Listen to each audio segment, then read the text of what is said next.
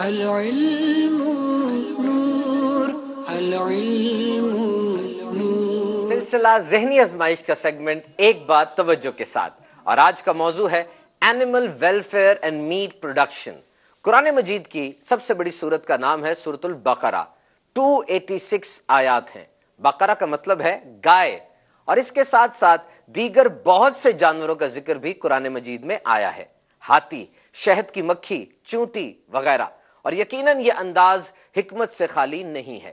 دین اسلام جانوروں کے rights recognise کرتا ہے۔ جانوروں کی لڑائی، ظلم، زیادہ بوجھ ڈالنا، نشانے کے طور پر استعمال کرنا، یہ سب جائز نہیں۔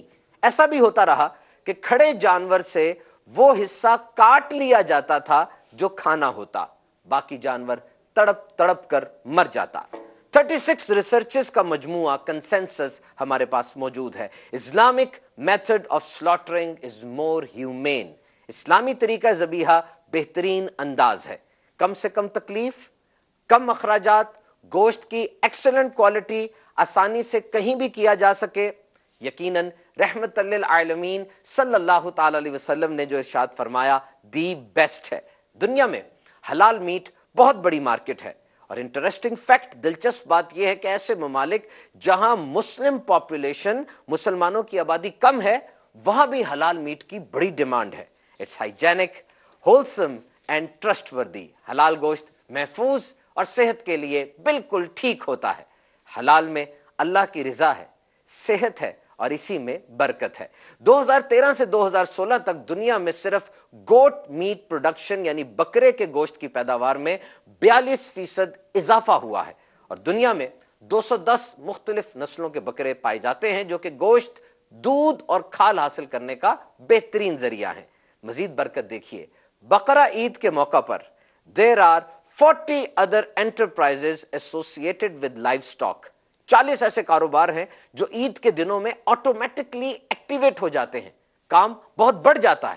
ٹرانسپورٹیشن، فوڈر یعنی چارہ، بچر یعنی گوشت فروش، لکڑی کا کام، کھالیں وغیرہ۔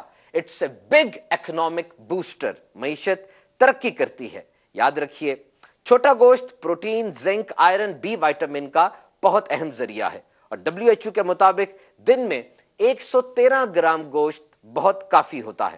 زیادہ استعمال کرنے سے یورک ایسڈ اور گاؤٹی آرتھرائٹس یعنی ہڈیوں کی بیماری ہو سکتی ہے۔